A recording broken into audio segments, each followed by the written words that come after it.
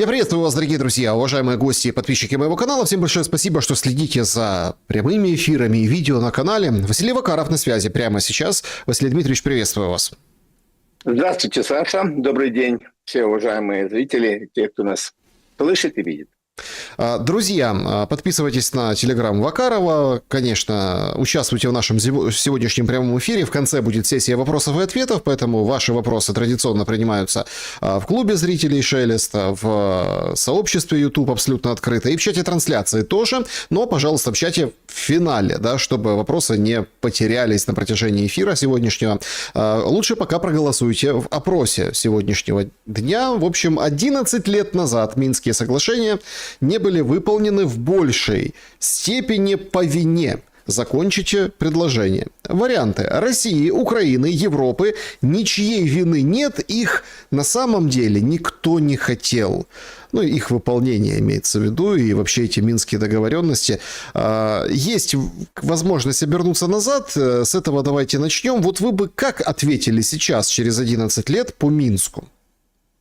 Безусловно, есть люди, которые хотели, даже я бы сказал, очень сильно хотели, желали этого всего. Это прежде всего люди, которые жители Донецкой и Луганской на то время областей. Как минимум эти люди хотели, верили и надеялись на то, что Минские соглашения будут выполнены, мир наступит, боевые действия прекратятся, и действительно обычная жизнь, то есть та, которая раньше протекала, она будет продолжаться. В это верили очень много людей. Друзья, проголосуйте и вы. Очень интересно, что у нас получится на выходе, тем более, что многие сейчас говорят, что к какому-то подобию Минска все идет. Ну, вот так кажется.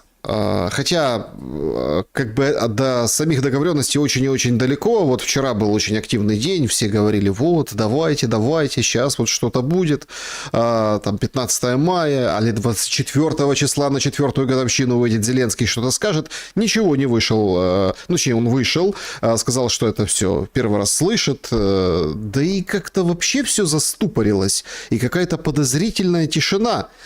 Слушайте, депутаты в парламенте поболели, пришли на работу и разбежались, говорят, вирус страшный ходит. 24-го как раз и вернутся на работу. Кажется, на фоне особенно вот сегодняшних таких военных угроз, нас, народ имеется в виду, простых граждан, гражданских, ввергают в определенное состояние, вот как удав и кролик. Это очень знакомая история, потому что за 4 года мы, давайте честно, мы к этому привыкли. Что я имею в виду? Опять нагнетание, опять страх. Вчера ударит Россия по бортничам, не будет воды, запасайтесь водой. У меня знакомые прям набирали эти паки, хотя уже и так проблемы с водой, да, но тут тоже интересно. Знакомые набирали эту воду, а говорят, ну, они там просто живут в такой местности, что отключают канализацию. Ну, отключают воду и канализацию, стоки некому перерабатывать, это там рядышком совсем с Киевом такая история из-за попаданий в ТЭЦ. Дальше. Тоже очень интересно. Там сегодня запуск Орешника. Потом нет, что-то пока нет, но будьте готовы, до 19 числа включительно могут ударить Орешником. И это все работа на оцепенение. То есть парламент не работает, Зеленский отвергает все вот эти, то, о чем пишет пресса, а люди в ожидании там еще большего удара. Это идеальная картина для чего-то. Вопрос, чего? Знаете, Саша, вот мы начали эфир с опроса, и я дал свой вариант ответа. Я говорил о людях. Давайте продолжим эту тему о людях, о простых людях, которые живут в Полтаве, в Кременчуге, Кривом Рогу, Днепропетровске, Киеве, в том же Львове. Люди, которые сейчас ввергнуты в то состояние, ну, приблизительно ввергнуты в то состояние, в котором наши граждане, наши сограждане с вами в Донецке и Луганске были ввергнуты вот в 2014-2015 годах. Собственно говоря, Минск-1, Минск-2 Вот сейчас приблизительно, еще раз говорю, приблизительно вся Украина живет вот в том состоянии, вот, в котором находились наши сограждане в Луганской и Донецкой областях. Так вот, знаете, такова логика жизни, наверное, да, что теперь люди в Киеве, люди в Херсоне, Запорожье, слушайте, можем перечислять многие города, хотят мира, хотят одного. Хотят того, чтобы наступил мир и привычный образ жизни вернулся к этим людям. Масса людей хотят именно этого. Да, есть часть людей, есть. Действительно, я признаю, я знаю, я их вижу, которые не хотят установления мира на Украине, хотят продолжения войны. Под разными причинами, под разными поводами, за разные деньги, так даже скажу. У них складывается такое мнение, что вот Украина должна продолжать войну, на Украине должны продолжаться боевые действия. До чего? Вот это очень важно, Саша, потому что ни Зеленский, ни ему окружение, вообще даже депутаты Верховной Рады в массе своей не обсуждают образ будущего Украины. То есть для чего нужно продолжать войну? Какое будущее на Украине? Да? Эти вопросы не обсуждаются. Но конкретные ответы, я не видел поиски ответов на эти вопросы. Да, многие говорят, нужно победить Россию, нужно нанести поражение России, нужно там вернуть какие-то границы или уже не вернуть. Это озвучивается, это говорит Зеленский. Нужно. Не отдадим Донбасс, значит, не отдадим Запорожскую атомную станцию. Значит, вот это вот не отдадим, да? И поэтому, когда идут переговоры, ну, сейчас они, скажем, я думаю, что продолжатся, даже Зеленский заявил, что готов отправить делегацию. Переговоры идут, но боевые действия не прекращаются. Вот давайте спокойно отталкиваться, как говорится, от печки. Минские соглашения, если, Колю, мы уже не вспомнили, давайте я напомню нашим зрителям, а какие первые пункты были в этих Минских соглашениях? Простым человеческим языком там было написано прекращение боевых действий или перемирие. Дальше там отвод войск, такие-то, значит, вооружения на столько-то километров, такие-то на столько-то километров. А сейчас переговоры идут, а Зеленский ранее бил себя в грудь и говорил, давайте, значит, что установим? Перемирие, прекратим боевые действия. А Россия говорит, нет, у нас уже это было. У нас это было в 2014-2015 году, в Минское соглашение было написано перемирие. Но блефовали все, поэтому сейчас перемирия не будет. Прекращения боевых действий не будет.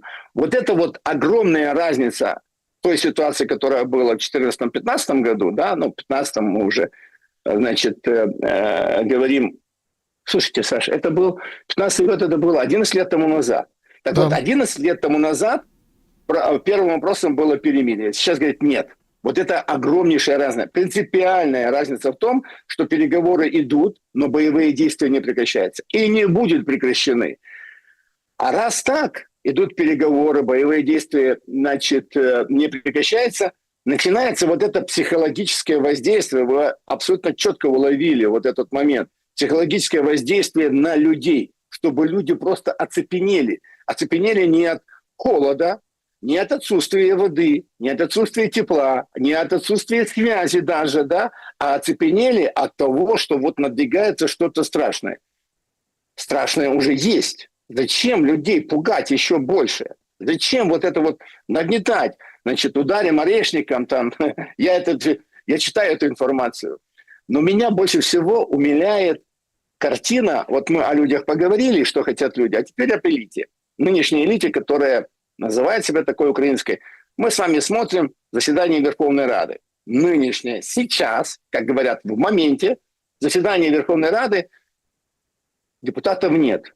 Почему депутатов нет? Разные версии. Одна из версий одного из депутатов, Железняка, я имею в виду, он пишет, что массовое отравление у людей, у депутатов Верховной Рады. То есть, я прошу прощения, Но вот если глава одной из киевских администраций района говорил, что надо копать ямы, да, то, может быть, депутаты пошли копать ямы?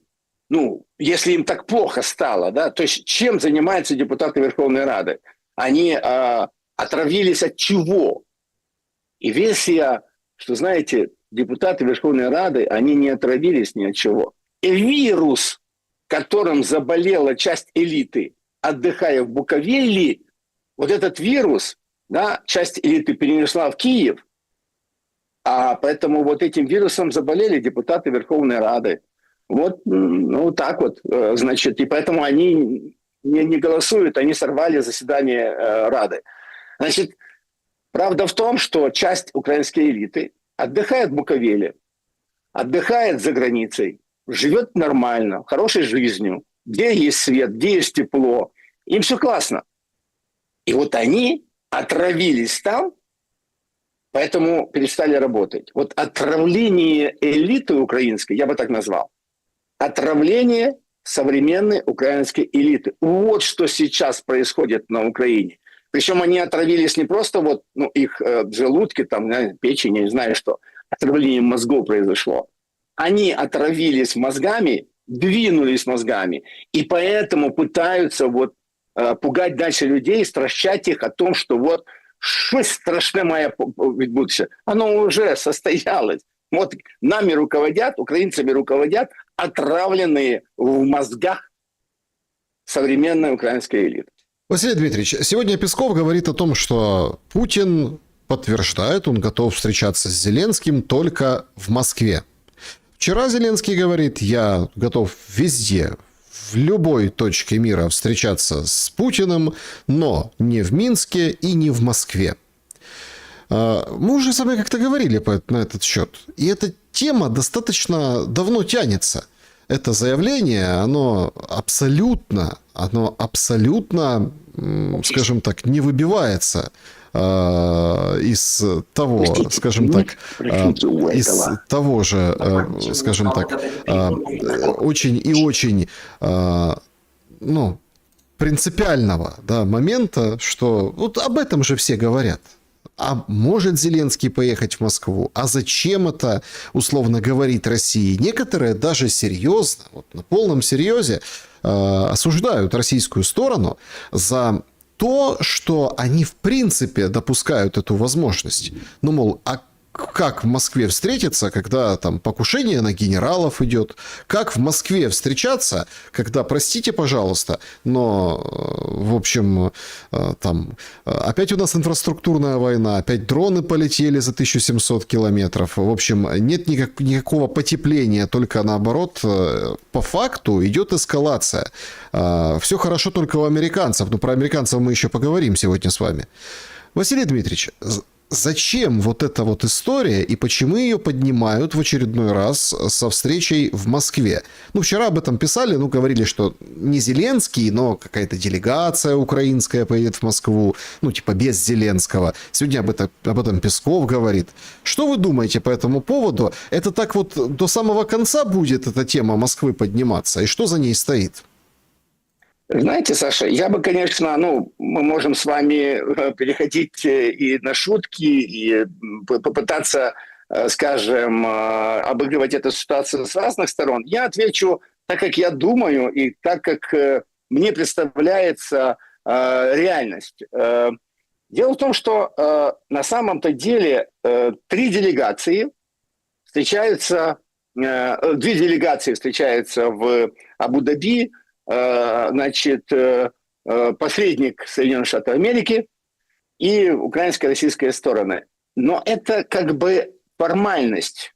А в реальности, да, посредником является как раз-таки, и слава богу, да, арабская сторона, а все остальные, Соединенные Штаты Америки, Украина и Россия, пытаются договориться. Это реальная трехсторонняя встреча. Это не двухсторонняя, я уже сказал, как я думаю.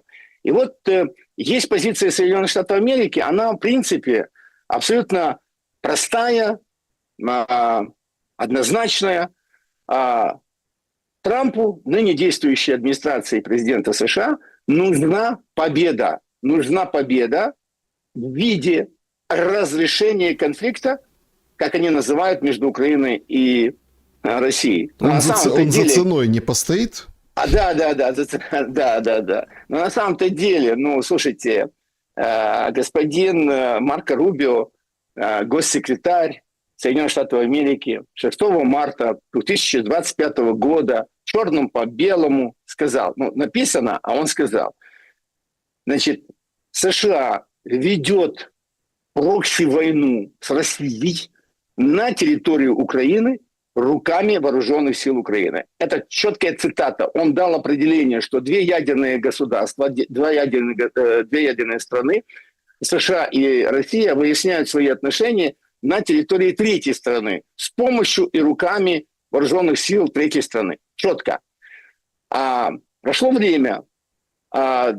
Американская сторона за 2025 год вложила в войну на Украине 500 миллионов евро. Это не мои данные, это данные института. Я на эти данные буду ссылаться сегодня. Кёльнского института, да, который открыто публикует, что в прошлом году Соединенные Штаты Америки вложили, значит, в войну на Украине всего 500 миллионов долларов. Второе, значит, они же пишут, что помощь военная США в 2025 году сократилась на 99%. То есть Соединенные Штаты Америки не вкладываются в войну. Они не поддерживают действующий режим Зеленского. Они говорят о том, что коррупция на Украине, мы не будем поддерживать коррупцию. Это США. Но война продолжается. Откуда деньги? Так вот, деньги на войну в 2025 году дала Европа, Европейский Союз плюс Великобритания. Они, значит, если раньше Европа давала на Украину, давала на войну на Украине 17-18 миллиардов евро каждый год, то в прошлом году они вложили 30 миллиардов евро.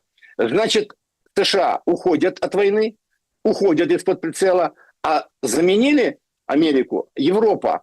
И Европа вкладывается в войну на Украине. Поэтому Европа на сегодняшний день говорит, что делать, и указывает Зеленскому, указывает украинской власти, что делать и как.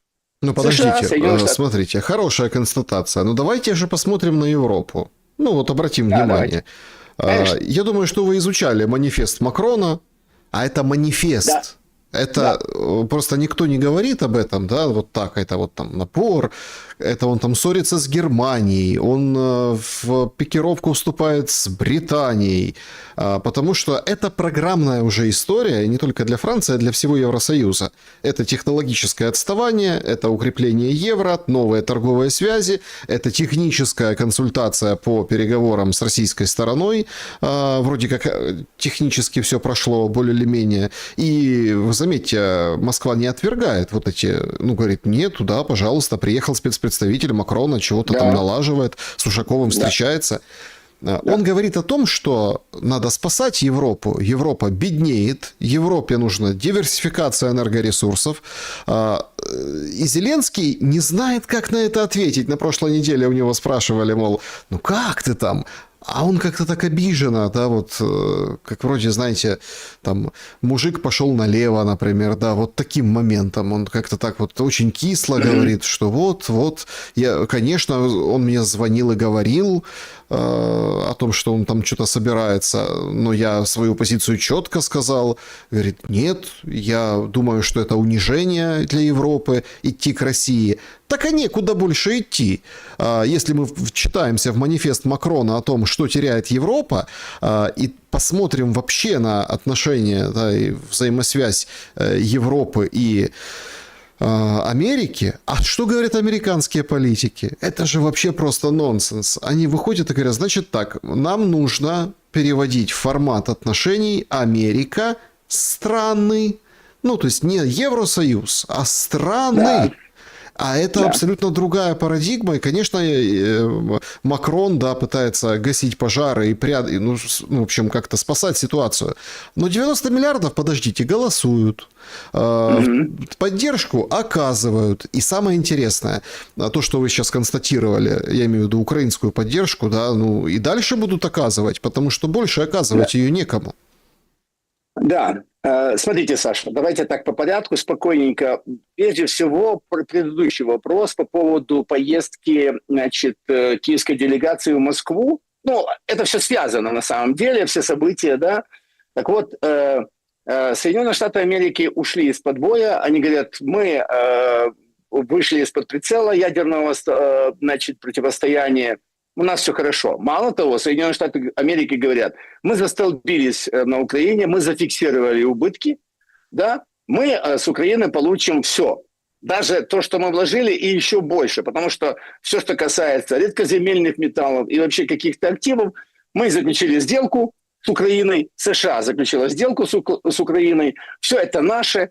Значит, соглашение протащили через Верховную Раду, оно будет действовать, пока Соединенные Штаты Америки не заберут все свое. Все нормально. Теперь, поэтому США нужна дальше победа. Значит, победа, я уже назвал, урегулирование конфликта, их вообще не интересует. Будут выборы на Украине. Останется Зеленский, не останется. Что там будет дальше, их не интересует. Их интересует одно, как забрать свои активы. Они договорились, они ведут переговоры Соединенных Штатов Америки с Россией параллельно. Вот идет трехсторонняя встреча, и есть двухсторонняя встреча, которую возглавляет с российской стороны господин Дмитриев. Да? Они, значит, ведут переговоры на двоих. О чем идут переговоры? О экономическом взаимодействии, о бизнес-проектах, добыче нефти, Арктика. Это все, значит, Кирилл Дмитриев озвучил. Объем сделки приблизительно составляет 12 триллионов долларов США. Это то, что это помимо, значит, конфликта на Украине. Здесь все понятно. Поэтому Соединенные Штаты Америки говорят, Зеленский, ты хочешь мира, ты хочешь сделки, быстренько договариваться с Российской Федерацией. Такова логика событий. Зеленский говорит, а еду я, не поеду. Слушайте, а давайте, ну да, я бы очень хотел встретиться с Путиным, потому что на самом деле мне нужны гарантии своей личной жизни. И кроме Путина мне никто не даст. Мыслит так Зеленский. Но он же заигрывает с людьми, он же заигрывает с народом Украины, потому что хочет переизбраться. Поэтому, а давайте поедет какая-то делегация. На самом деле, Саша, я очень за. Я бы очень хотел, чтобы украинская делегация и российская делегация встретились. В Москве, в Москве гарантии дает Путин, гарантии вторично сказал Ушаков, о гарантиях безопасности для украинской делегации говорил Песков. Пожалуйста, приезжайте в Москву, работайте, договаривайтесь. Мне абсолютно это подходит, потому что мне нужен мир на Украине. Пожалуйста, пусть приезжают делегации, встречаются не один день, несколько дней, и пусть договариваются. Вопрос тут вот в чем. Если и когда российская и украинская делегации договорятся, подпишут даже некий проект соглашения, нужно будет это дальше встречаться и принимать политические решения. В России есть президент, вот выборы в Госдуму будут осенью, все работает. А вопрос один. А кто от имени Украины, от украинской стороны легитимен на сегодняшний день, и кто будет подписывать это соглашение, и как оно будет работать? Его нужно будет провести через Верховную Раду, ратифицировать. Поэтому здесь нужны встречи парламентеров, Саш. А в Верховной Раде все обделались. Да, вот. Да. Вот оно, понимаете, вот связь. Да, вот Верховная Рада, делегация, Арахамия может приехать в Москву, Умеров может приехать в Москву, Буданов, да, пожалуйста. Но дальше нужно это через Верховную Раду легитимировать. А тут в Верховной Раде депутаты взяли и обделались. Это стопудовая ситуация. Они, я прошу прощения, обосрались от того, что как же так? Оказывается, им нужно принимать решения. А они должны принимать решения. Не Зеленский. Зеленский все, он в стороне. Верховная Рада должна принимать решения, подписывать, а потом идти к народу. К народу, которого они же, это же народ их избрал. Это одна ситуация. Теперь, что касается Макрона и Европы.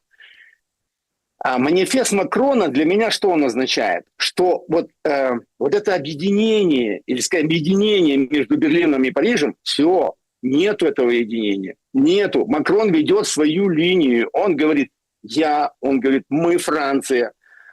А Германия сейчас пытается найти общий язык с Италией. Это если так нужно будет, поговорим об этом отдельно. Так вот, Макрон. Смотрите, Европейский Союз в целом, и как страны, как государства, Европейский Союз поехал в Китай, не совсем у них получается. Европейский Союз поехал в Индию. Получилось. Да, они согласились, они подписали сделку о том, соглашение о том, что будут торговать, у них будут там свободная экономическая зона. Против этого, конечно, скрипя зубами, не очень нравится это Лондону, но пока вот так есть. Макрон, слушайте, в прошлом году была огромнейшая делегация, широкая делегация, Макрон и делегация из Франции, они были в Китае. Китай для Франции – это рынок, это огромнейший рынок парфюмерной продукции, алкогольной продукции. Послушайте, значит, один из богатейших людей Франции и мира вкладывал, значит, был спонсором этих переговоров. Да Франция спит и видит, чтобы сблизиться с Китаем, потому что это, еще раз говорю, экономические отношения. Теперь Россия. Понимаете, приехал советник по безопасности Франции, провел переговоры, вы все четко сказали. Дальше должно быть, значит, визиты или переговоры политиков Макрона с Путиным. Да Макрон хочет. Но вот вопрос в чем. Здесь в Москве говорят, слушайте, а вот последний раз, помните, когда Макрон разговаривал с Путиным? Помним, приезжал. И что дальше произошло? Макрон поехал в Киев, а по дороге взял и выдал весь переговор, звонки и так дальше, выдал в прессу. То есть Макрон облажался. Он просто, понимаете, есть такие вещи, которые люди переговаривают между собой и говорят, о чем мы договорились, это наше. Либо мы публикуем вместе, либо не публикуем. И тут Макрон не сдержал слова. Он опубликовал. Знаете, я вам хочу сказать, я думаю, я не один, но у Владимира Путина есть такая черта. Мы все знаем, откуда он, значит, из каких органов, то есть разведка, КГБ и так дальше. У него логика мышления такова. Он держит слово. Знаете, это такая вещь, которая, вот мы договорились, о чем это не важно, мы держим слово.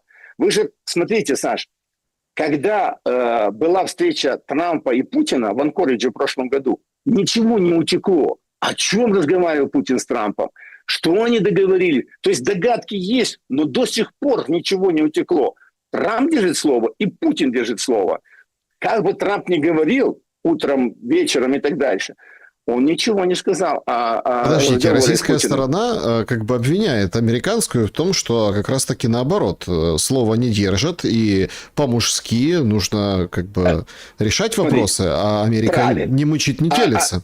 Акцент правильный, но вы меня, смотрите, не удалось вам подловить. Я говорил о Трампе и Путине. Там все сухо. Но в смысле сухо? Идет сухо, ничего не протекло. Ничего не протекло, я имею в виду. Вот в этом плане сухо. А дальше идет недовольство Лаврова.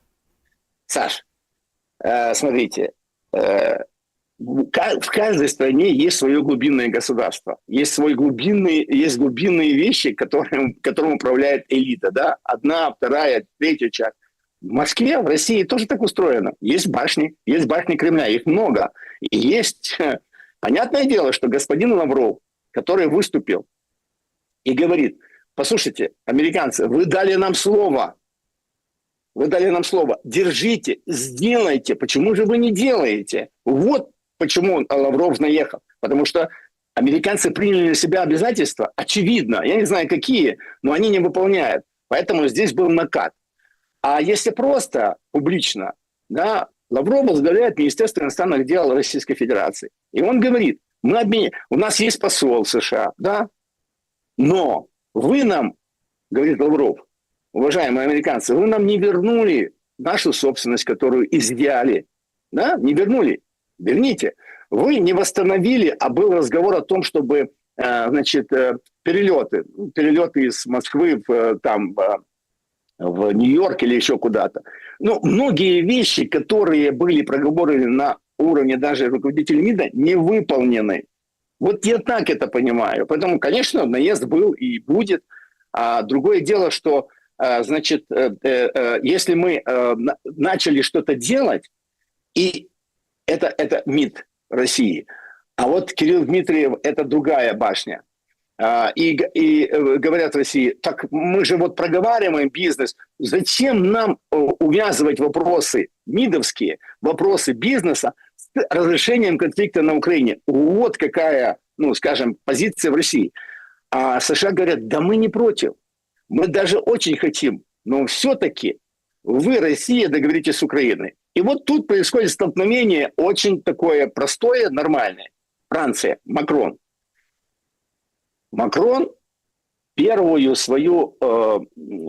свой визит в 2019 году, это еще даже до второго тура, май месяц, начало мая месяца, Зеленский победил в первом туре, идет второй тур, скоро у него выборы, и Зеленский во главе с делегацией, там был 3 или 4 человека, Зеленский осуществил во Францию. Он встретился с действующим президентом США, Франции Макроном.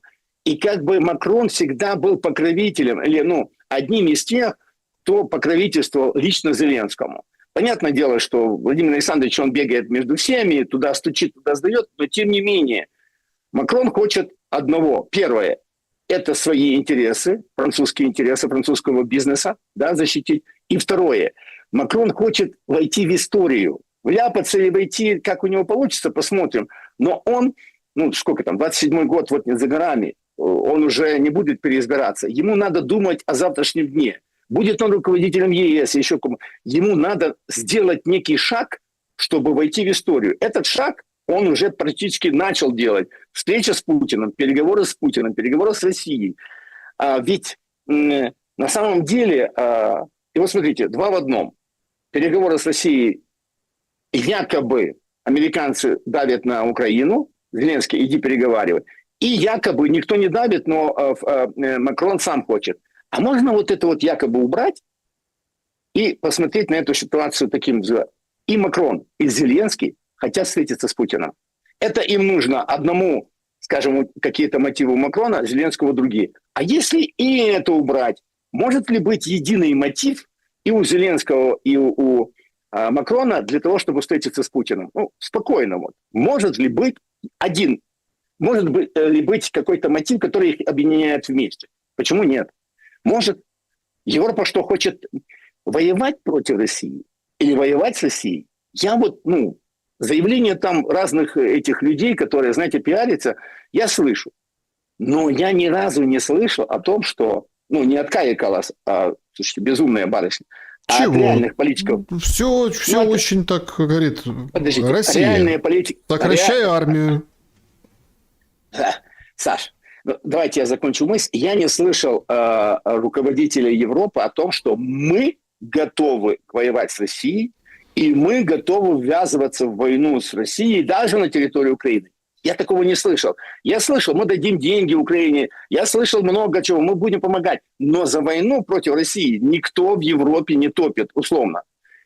Я не слышал со стороны Российской Федерации заявлений. Мы сейчас объявим войну Европе. Есть заявление, ударим, но я ни от Лаврова, ни от Путина, ни от каких серьезных людей я не слышал. Итак. Подождите, Европа, а ударить это не объявить войну? Европа не хочет воевать с Россией. Россия не хочет воевать с Европой. Это мотив Макрона, чтобы на этом сыграть. Мотив Зеленского, украинской власти. Мы хотим прекращать военные действия. Мы хотим установить мир на Украине? Да, хотим. Мы хотим на своих условиях. И вот давайте на этом остановимся. Ни Макрон не хочет продолжения войны, ни Зеленский не хочет продолжения войны, ни украинская элита не хочет в основном продолжения войны. Украинский народ не хочет продолжения войны. Тогда, а кто же хочет? Кая Каллас, вот вы сказали, да, Кая Каллас готова. Но она готова не к войне. Смотрите, она же эстонка, и у нее отец же номенклатурщик, зарабатывал деньги на России. Она дура дурой, но она за семью. Она понимает прекрасно, откуда деньги были и кто откуда вообще произошел, вышел, и кто за какие деньги живет до сих пор. Кая Каллас тоже не хочет войны. Она просто хочет вписаться в победителей. И она публично, вот у нее риторика такая. Россия должна сократить вооруженные силы, Россия должна... Понимаете, это же эпоха постправды, Саш. Это же, есть люди, которые не живут реалиями. Вот мы говорили с вами о народе, о людях. Это реалии. Мы говорим о прекращении войны. А есть люди, которые хотят перескочить это, уйти от войны с Россией, но победить, медаль себе повесить такую, мы победили Россию.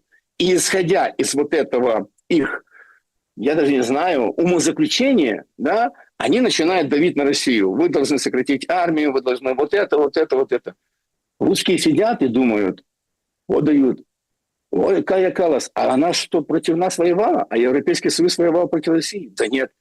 Сумасшедшая, что с нее возьмешь? Так говорят нормальные русские люди, нормальные русские политики, что, послушайте, вы кто такая, Кая Каллас, чтобы навязывать нам эти условия? Когда? А я думаю, что оно и сейчас есть на Украине, просто людям этим не дают, украинским людям, которые мыслят так же, если бы дали им возможность, реальную возможность говорить, возможно, граждане Украины задали бы вопрос Кая Каллас.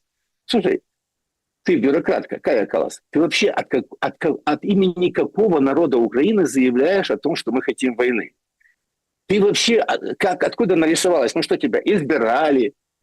Ты вообще, тебя в нашем селе никто Подождите, не вы знает. только что сказали, что никто не хочет войны, в том числе и Кая Каллас. Получается какой-то парадокс. Никто не хочет воевать, но все, война продолжается и ничего не останавливается. Смотрите, Саша, еще раз. Кая Каллас и же с ней не хотят воевать, но они хотят объявить себя победителями.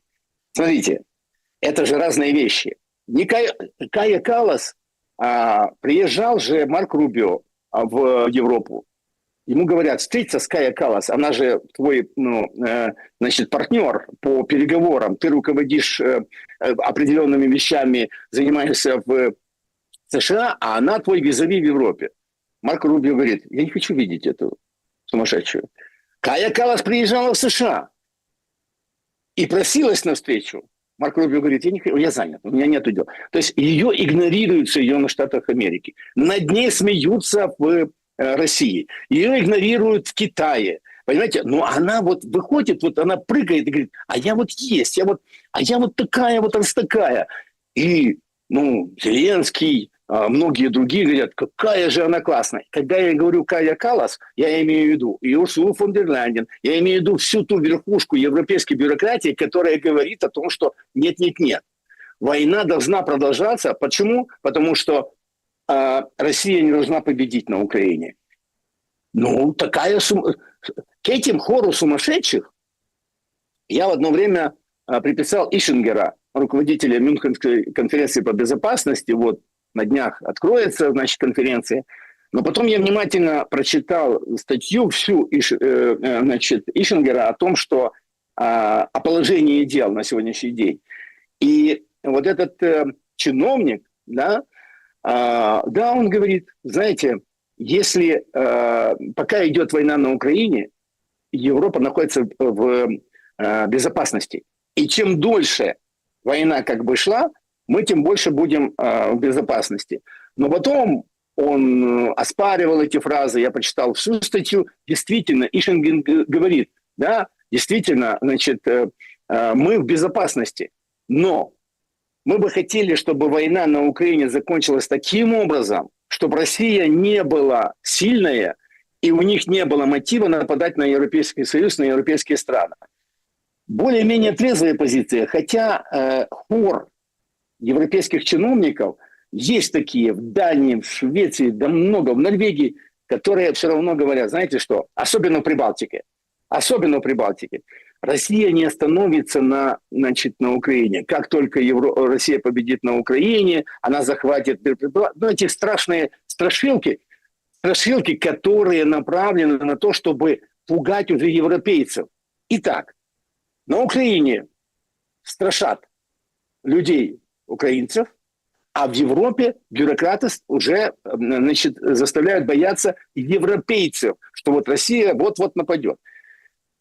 Сумасшествие, конечно, но я хочу говорить о реальных вещах. Еще раз, я ни разу не слышал, у меня нету никакой, значит, секретной информации, я просто публично, если я сделаю, я ни разу не слышал. Вот вы сказали, значит, что в России тоже призывают бомбить. Бомбить Европу, бомбить того, бомбить вот этого. Есть такие люди, которые призывают, но они не говорят воевать против Европы.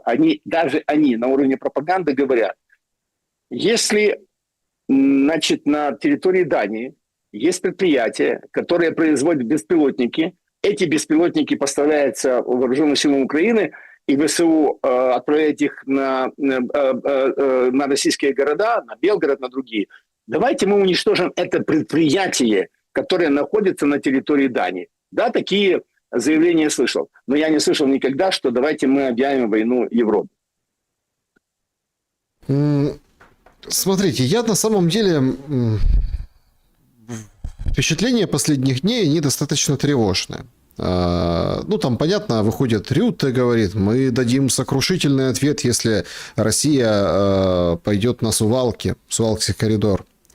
Параллельно с этим Британия говорит, мы даем Украине деньги на ракеты, на все. То есть все видят, да, ничего не останавливается. Рубио едет на эту Мюнхенскую конференцию. Рубио потом заезжает в Венгрию, Словакию.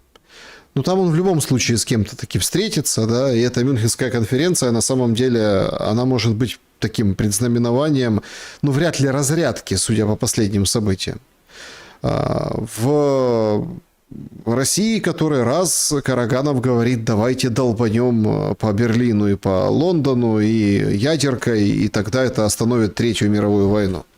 То есть это все я заключаю в единый анализ ровно потому, что есть конкретные действия. Вот даже сейчас все возбудились в России по поводу Телеграма. Находятся же депутаты, бывшие генералы, которые говорят, мы с НАТО воюем, поэтому Телеграм заблокируем.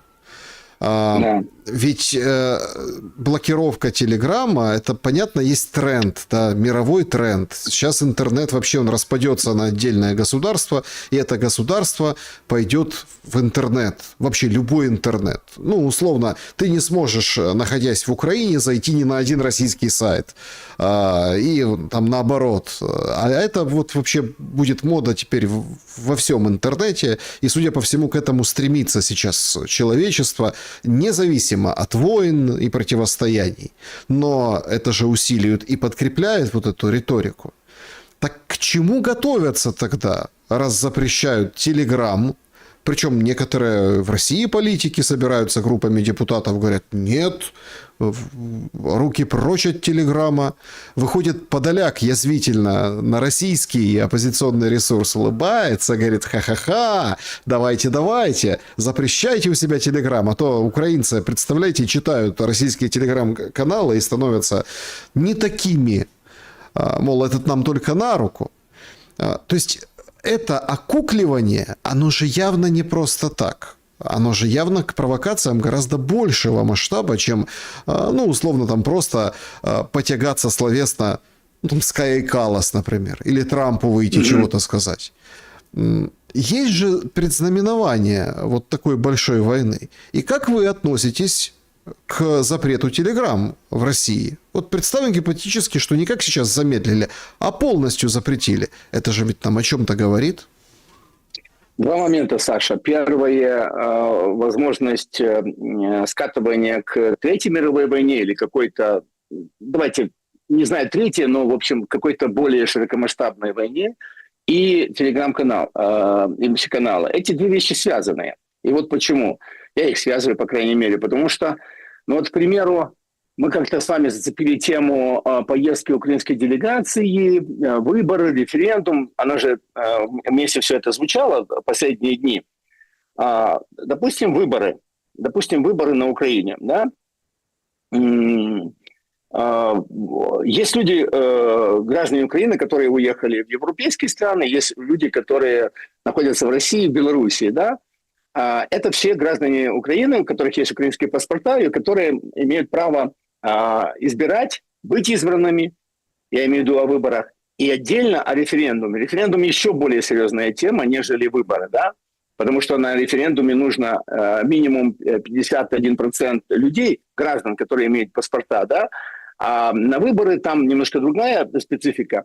Так вот, как отрезать этих людей, как отрезать миллионы украинцев, которые проживают не на территории нынешней Украины, неважно где, в Европейском Союзе, в России, в США, как их отрезать? А очень просто сказать, что, слушайте, вот вы, американцы, хотите выборы, и вы, русские, хотите выборы. Не вопрос. А давайте сторгуемся. Зеленский говорит им, и Трампу, и Путину. Давайте сторгуемся вот как. Значит, в выборах принимают участие только граждане, которые проживают на территории Украины. Ни ваши, ни наши. Условно говоря, ваши, которые проживают в Европе, не принимают участие. Ваши, которые проживают в России, не принимают участие. Все. Давайте так. И я тогда проведу выборы. Понятное дело, что тогда, если эта ситуация будет, и Зеленский сторгуется, то с единой целью. Он хочет остаться и дальше у власти. Он хочет переизбраться, стать легитимным, получить легитимацию и потом говорить Трампу, Путину, всем, кто угодно. Я выборы провел, вот, пожалуйста, вот я президент, значит. А для того, это он сторгуется. Но еще кроме этого, сторгуется, нет, по крайней мере, это позиция на столе. А вторая позиция – это влияние на людей, которые избиратели. Да, на людей, которые в России, на Украине, влияние. Как осуществляется влияние? Вот мы с вами говорим, нас кто-то смотрит. Мы не хотим влиять на кого-то, но людям прислушиваться к моему мнению, к вашему, к многим уважаемым экспертам, которые ходят на ваш замечательный канал, кстати, достаточно популярный. Я слушаю отзывы третьих людей, пятых, которые, вот, я тебя видел у Шелеста. Классно. Вот, так вот, Телеграм – это одно из средств влияния. Это любая социальная сеть, это одно из средств влияния. Люди смотрят телевизор, читают. Газеты уже мало кто читает, а вот телеграм-каналы, вот телефон посмотрел, вот. От этого надо, значит, отказаться, запретить, значит, уменьшить скорость. Это все влияние властей на эти процессы, на политические процессы. Это однозначно, потому что, зачем тогда запрещать WhatsApp, зачем запрещать телеграм-канал, зачем вообще запрещать что-то, да? Под это всегда можно подвести какую-то базу, да? А самое главное, цель власти – контролировать людей, контролировать мозги. Не умеете, не можете контролировать, давайте мы отрежем. Вспоминается Иран, вспоминаются многие вещи. Давайте вспомним Белоруссию 2020 года. Давайте вспомним Украину, где Телеграм просто конечно. Клеймят и говорят, не входите в Телеграм, нет Телеграма. Да. Там всякие голосята, соросята, эти ковыряющиеся в носу депутаты, понимаете, и другие лидеры мнений. Так, подождите, Россия сейчас делает идет, получается, по заветам вот этих козявочников. Да, мы с вами вдвоем сейчас общаемся посредством Телеграма. Мы с вами посредством Телеграма общаемся, да, мы пишем, мы списываемся. То есть Телеграм для меня – это инструмент, для вас инструмент, для многих. И если запрещают Телеграм или где-то его прикручивают, это лично мне плохо. Таких людей, как я, давайте о России, таких людей, как я, там, слушайте, я впервые за последнее время, вот я как человек, я слышу с разных сторон политических экспертов в России, политиков в России, простых людей, которые задают вопрос, зачем? Это такой, знаете, это не шепот, это люди, эксперты говорят, зачем вы прикручиваете Телеграм? Мы же посредством его общаемся, мы посредством его доносим свои какие-то мнения. Подоляк, блестящий пример. Подоляк, Миша, выходит и говорит, так классно, русские пусть запретят Телеграм, они будут меньше на нас влиять. То есть это на самом деле люди в России задаются вопросом, почему это происходит, зачем? Я не знаю, даже вот вчера была информация о том, что в Государственной Думе Российской Федерации, есть такие голосования, а давайте вот узнаем мнение депутатов, да, элиты российской. Как вы относитесь к запрету телеграм-каналов, да? И там, скажем, условно говоря, многие не голосовали, спрятались, Слушайте, элита – это везде элита. Везде суд и, я прошу прощения, боятся. Но часть, которые проголосовали, значит, там где-то 60 за то, чтобы Телеграм прикрутить, а 40 против. Еще раз говорю, это не закон, это вот изучают мнение, да, в Госдуме. Поэтому я говорю вам, что из того, что я вижу, это опять-таки не секреты, российское общество, я не скажу крайне негативно, но негативно относится к тому, что прикручивает телеграм-канал. Это первое. Теперь второе. Я попытался, я сам пытаюсь разобраться, а что тут нормального, что тут ненормального. Ведь помните, Дурова прихватили как-то во Франции, даже он посидел немного, давили на него спецслужбы во Франции. Зачем? Они говорят, дай нам ключи. Дай нам ключи, условно говоря, от того, чтобы мы влияли, потому что экстремисты, террористы общаются через твой телеграм-канал.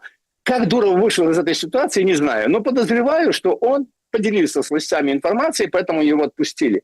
Ровно такая же ситуация сейчас происходит в России. Почему? Потому что многие люди, смотрите, вот мой приятель, знакомый, он попал, слава богу, выпутывается, значит, через телеграм-канал ему позвонили мошенники.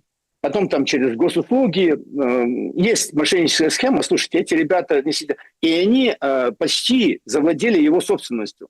То есть человек взрослый, но настолько ему мозги запудрили, да, и люди в Российской Федерации пишут заявления там своим депутатам, говорят, вот у меня украли, вот у меня мошенник, вот наехали. Что надо сделать?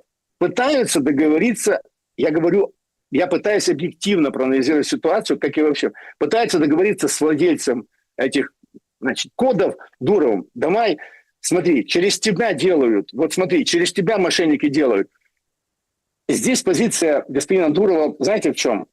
Она несправедливая, она нечестная. Он говорит, я вот за свободу слова, я не буду проверять, кто там мошенник, кто там не мошенник. Поэтому здесь где-то нужно найти общий язык между владельцем телеграм-канала и российскими властями. Мне так кажется. Выход возможен. Я уже привел пример Франции. Почему это сейчас не происходит, не знаю. Понятное дело, что мы же с вами... Я еще сюда давайте добавлю такую информацию по поводу старлинков. По поводу старлинков, да, это же связь. Да, это не Телеграм, но это тоже вид связи. И когда Илон Маск сказал, у меня есть спутники, у меня есть связь, я вышел на рынок, кто это покупает, пользуйтесь. Поляки купили у него часть вот этой передовой связи, заплатили ему за связь, купили технику, отправили в ВСУ. А часть людей, которые проживают на Украине, купили это же право и отдали российской армии, условно говоря. Михаил Федоров говорит, Маск, ты что делаешь? Ты вот смотри, что ты делаешь, да? Давай договариваемся, давай договоримся с тобой, чтобы вот эту твою связь использовала только вооруженные силы Украины. Маск входит в переговоры. Я просто к чему веду, что любой собственник технологии или новой связи, или вида связи, он тоже человек, он понимает, что есть рынок, который все регулирует, но тем не менее, если часть населения через связь страдает, потому что ей пользуются мошенники, то есть как инструментом, будь добр, давай заключим с тобой сделку. То есть мне кажется, что решение можно найти, была бы добрая воля. Смотрите, насчет старлинков тут же тоже есть еще сегодня героически делились, непосредственно там есть киберштурмовая дивизия, вот она поделилась, сегодня опубликовала у себя информацию о том, что хакеры помогли россиянам активировать старлинки. В кавычках помогли.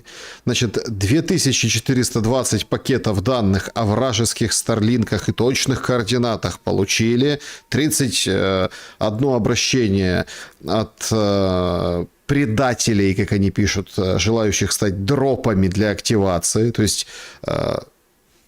и около 6 тысяч долларов донатов от российских солдат, которые отчаянно искали пути решения проблемы. То есть, смотрите, Starlink, передовая, подразделение, не работает.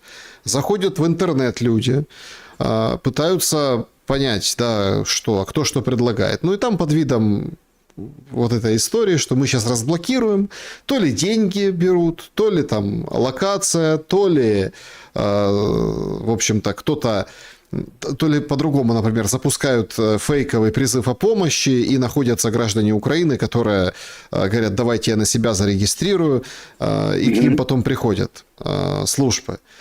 Интересное тоже было сообщение, хотя ну, это тоже какой-то, ну, это вот на уровне тоже какой-то игры и издевательства над людьми, над мирным населением.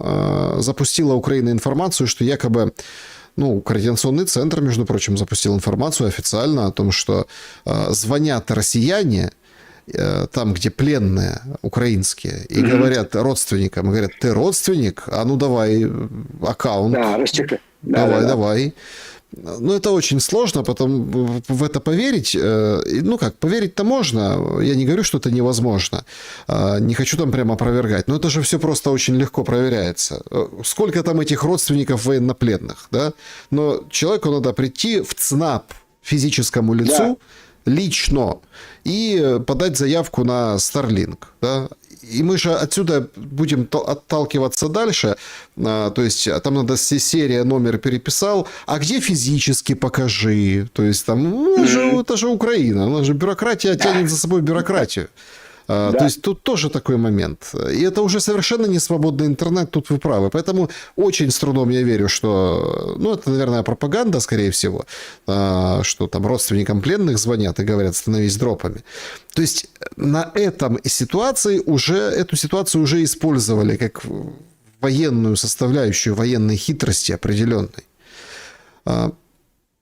Вот понимаете, в чем дело?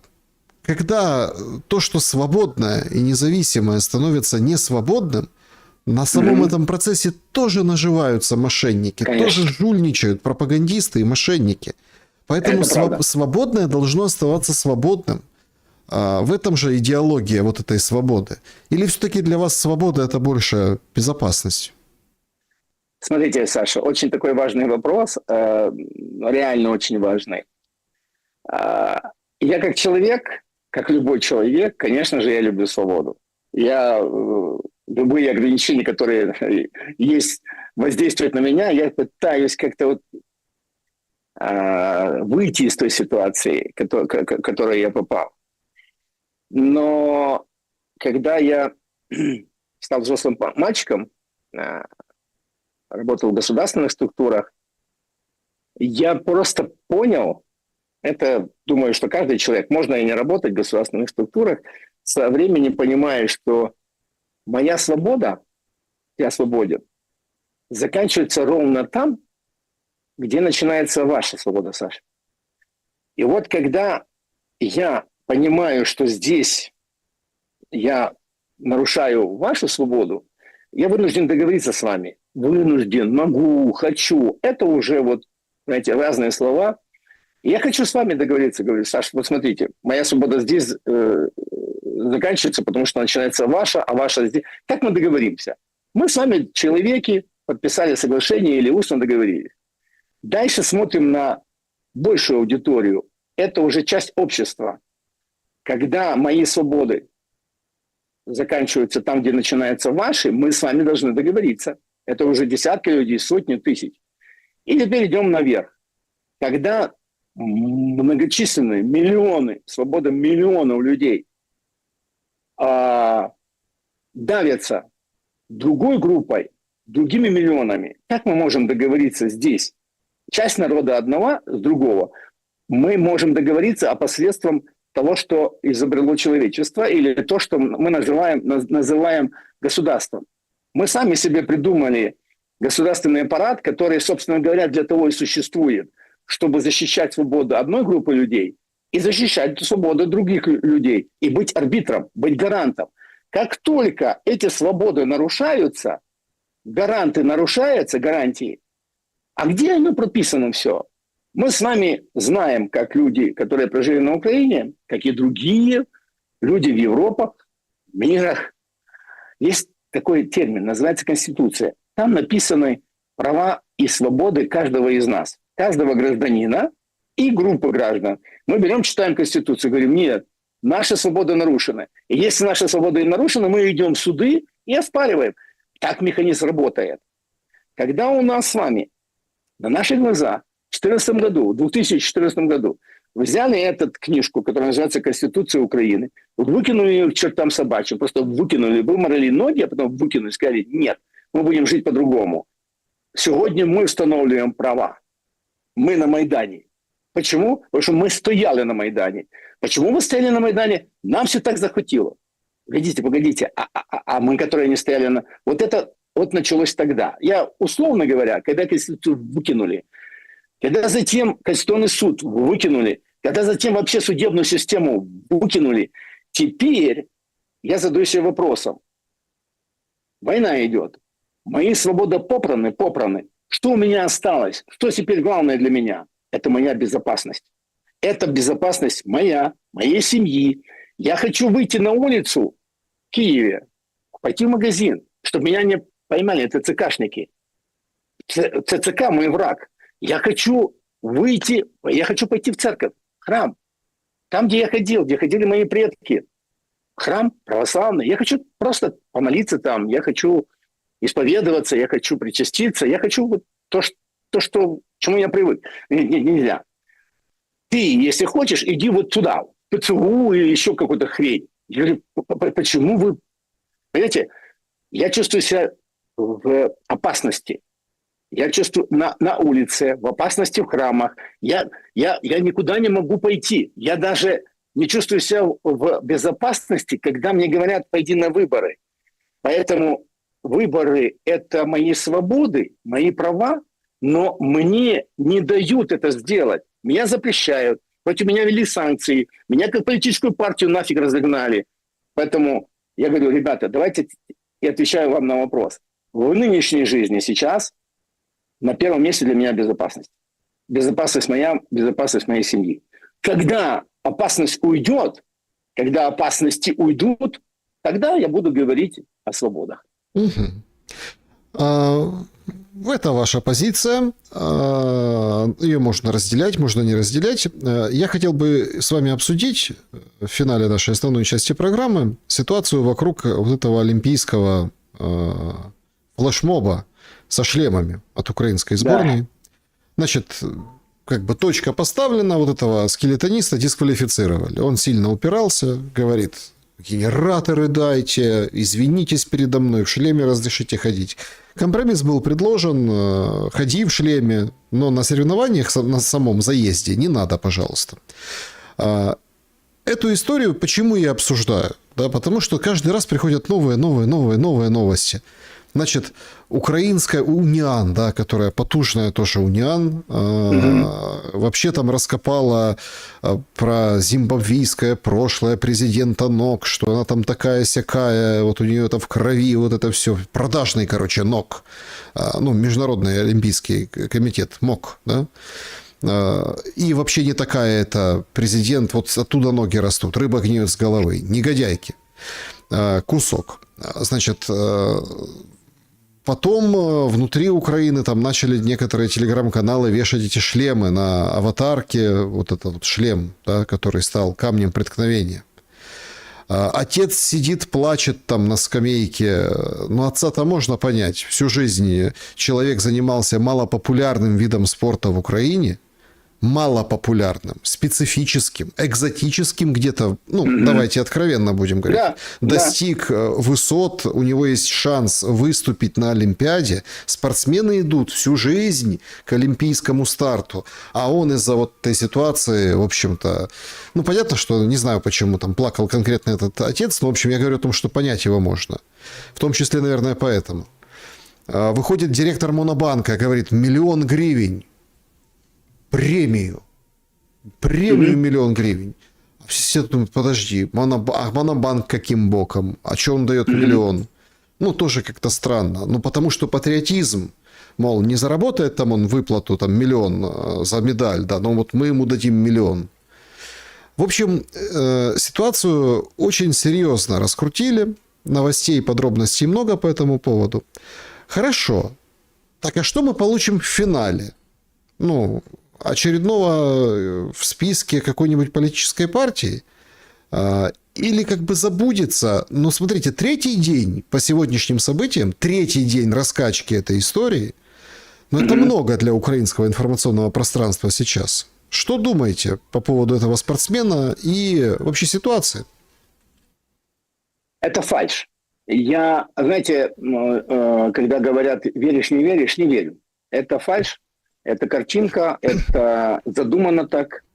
С самого начала, когда... Я смотрю Олимпийские игры, не так, как раньше, но смотрю. Что мне нравится, в чем я понимаю, я смотрю. Но это фальшь. И вот почему фальшь. Потому что человек надел этот шлем. Ему организаторы его предупредили. Это же не было решение, знаете, мгновенное. Он потом дальше показывает, что нет, я, значит, пока... Он шел к этой цели, вот и все, Саш. Для меня здесь ситуация очень простая. Человек шел к этой цели вместе с отцом. Никаких слез там, крокодиловые слезы, которые отец плачет, это тоже фальшь. Это кино, это показуха. Извините за такие категорические мнения. Я говорю то, что я думаю. Дальше. Когда раскручивается эта тема, там, через третий день, его же предупреждали, его все-таки дисквалифицировали, начинается политика, да, значит, банк, Монобанк и вся вот эта вот верхушка, это детище, скажем, одного из советников Зеленского, я имею в виду сам этот Монобанк, деньги, и начинается вот, знаете, начинается раскрутка этого молодого парня как политика. Где тут патриотизм? Честно говоря, я не вижу. Если ты сильный патриот, если ты хочешь там защитить Родину, бери автомат, иди воюй. Если ты патриот. А если ты фальш, если ты хочешь вот сыграть на этом, распиариться, так это вот чистой воды пиар. Ты скажи, я хочу быть депутатом Верховной Рады, там, не вопрос. Знаете, я закончу свое мнение по отцу и, значит, сыну.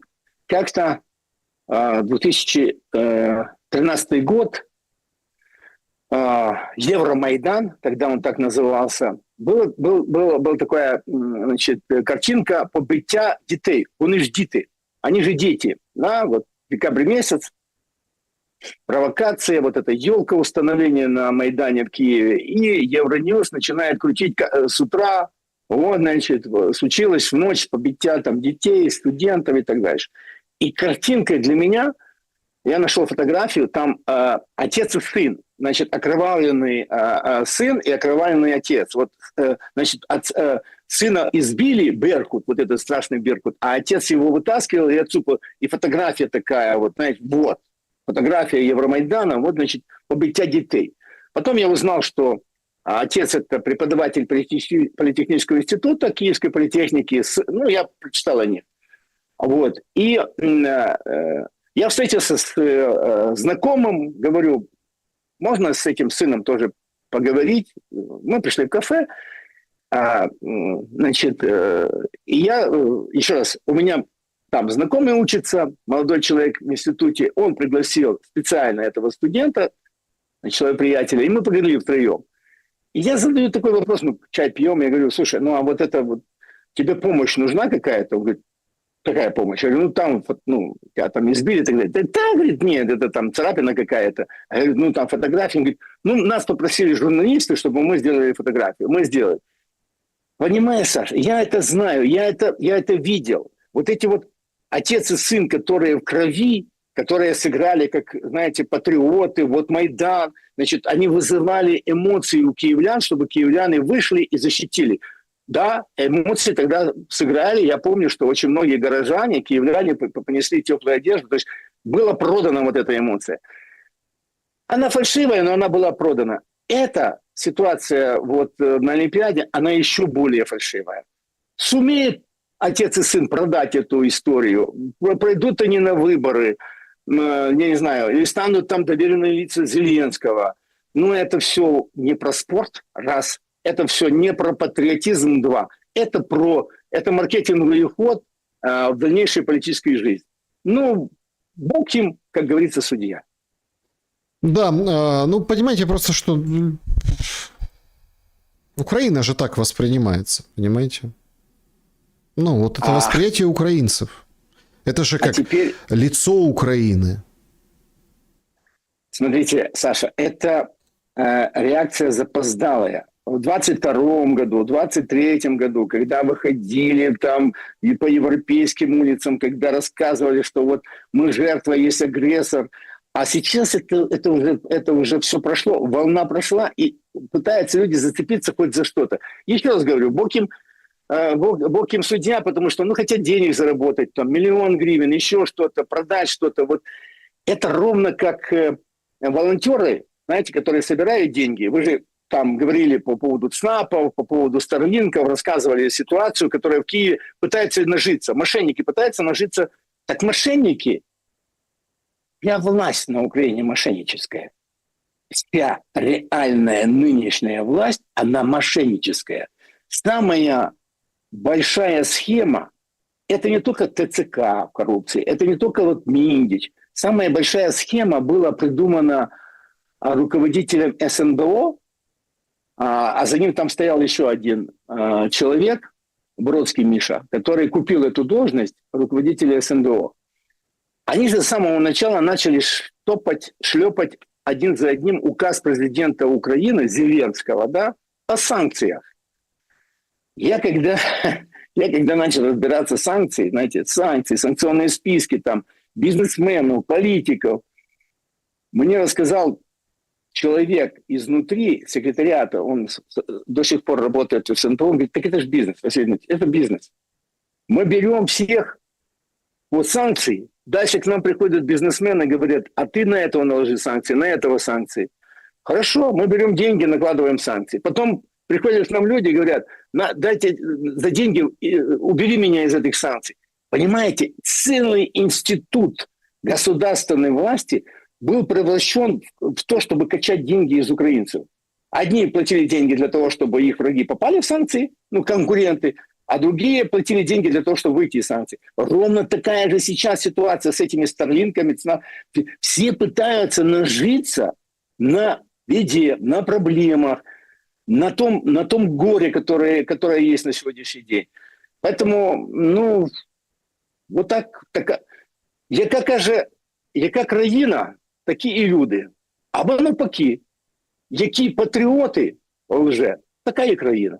Да, друзья, подведем итоги нашего голосования. 11 лет назад Минские соглашения не были выполнены в большей степени по вине. И ваши варианты. 6% ничьей вины нет. Давайте не так, 2% России, 6% ничьей вины нет, никто не хотел Минска на самом деле, 33% Европы и 59% Украины. Спасибо большое за то, что проголосовали в сегодняшнем опросе. Украина виновата, что Минский 11 лет назад не выполнил. Аудитория так считает. А вы? Ну, Петр Порошенко, который тогда был президентом, мы помним, однотуровый, да, который блефовал, играл, тем не менее он не забывал никогда одно дело – зарабатывать. Я помню, как в 2015 году была организована схема по поставкам угля.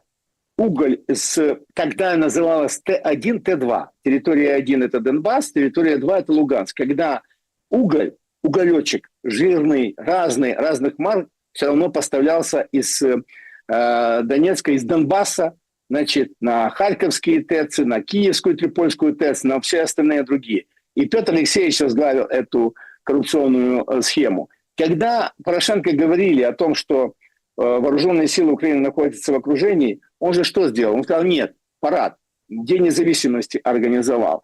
Поэтому Петр Алексеевич Порошенко с самого начала не хотел исполнять эти Минские соглашения. Я согласен, я солидарен с большинством, но только скажу, не Украина, а тогдашняя элита, Петя Порошенко был тогда против исполнения Минских соглашений. И у него были подельники, его партнеры, которые потом писали. Госпожа Меркель писала в мемуарах, что мы действительно не хотели исполнять Минские соглашения. Поэтому мой ответ такой, это Украина и ее европейские партнеры. Или это Порошенко, та же Меркель, те же поляки, французы.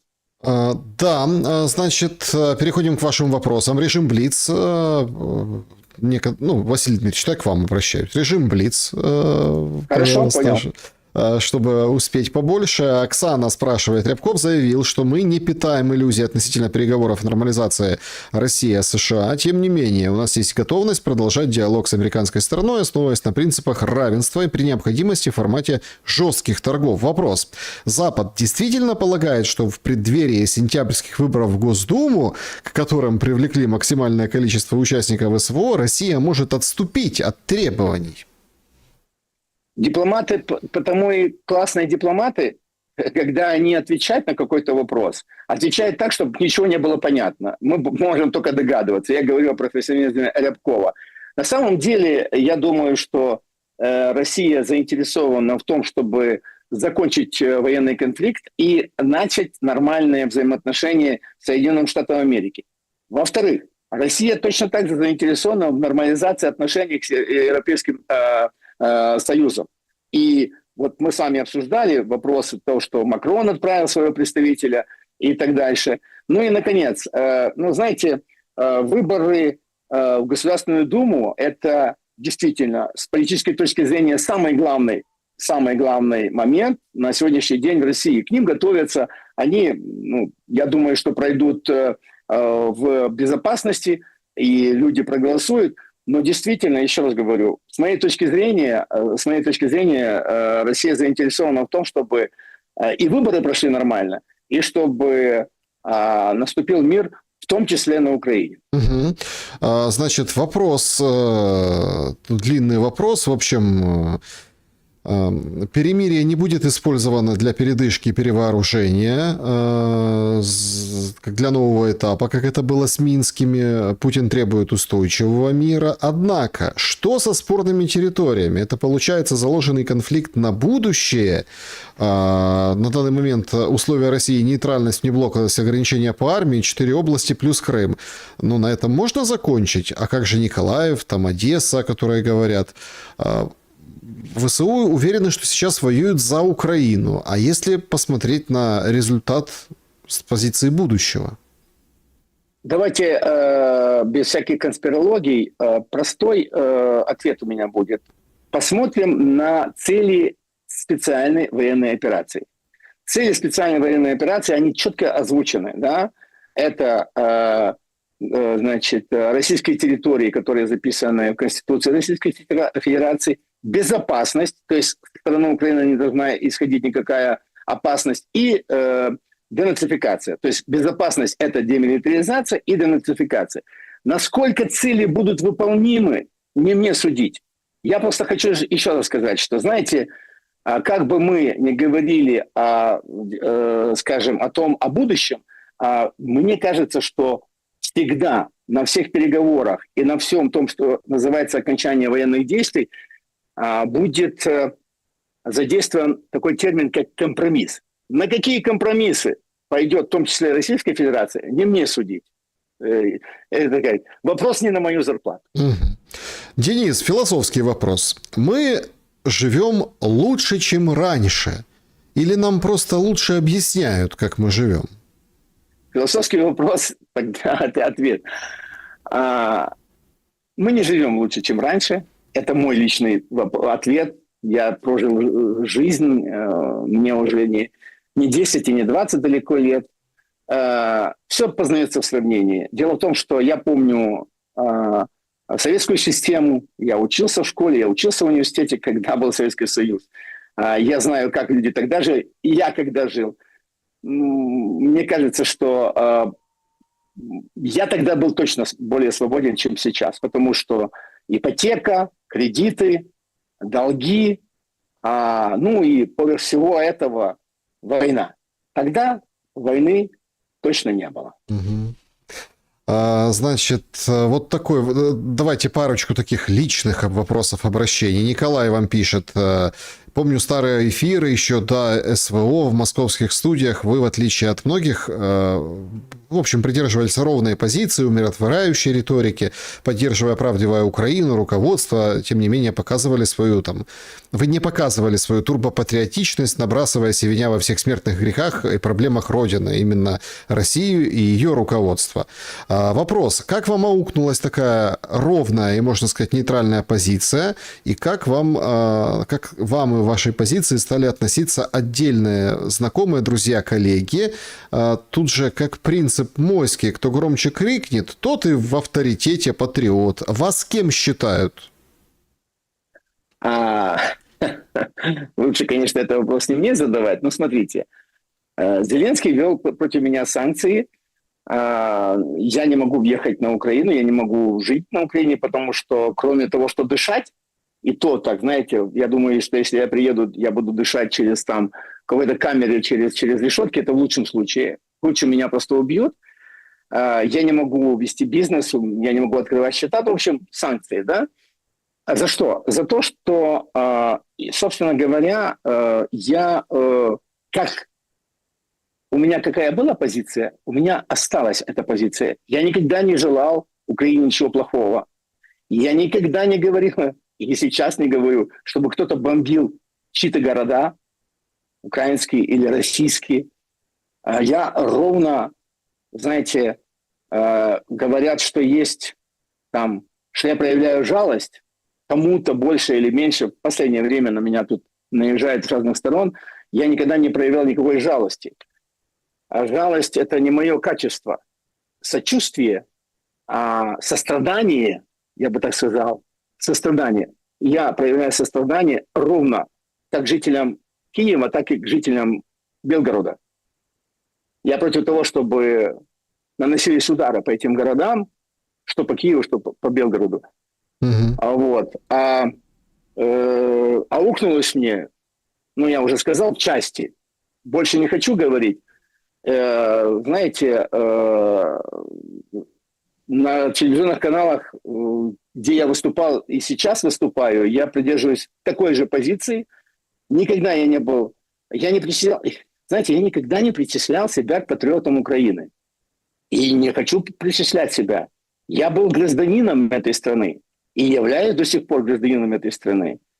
А уж патриот, я не патриот, не мне судить. Но я точно знаю, что я не неонацист, И я категорически против того, чтобы на Украине, как сегодня, даст Бог и в будущем, никакой, не то что идеологии, а даже близко не было высказываний нацистского содержания, нацистского характера. И чтобы ни один человек, это мое пожелание, те, кто сейчас привел Украину к тому состоянию, это не только Зеленский, это не только его окружение.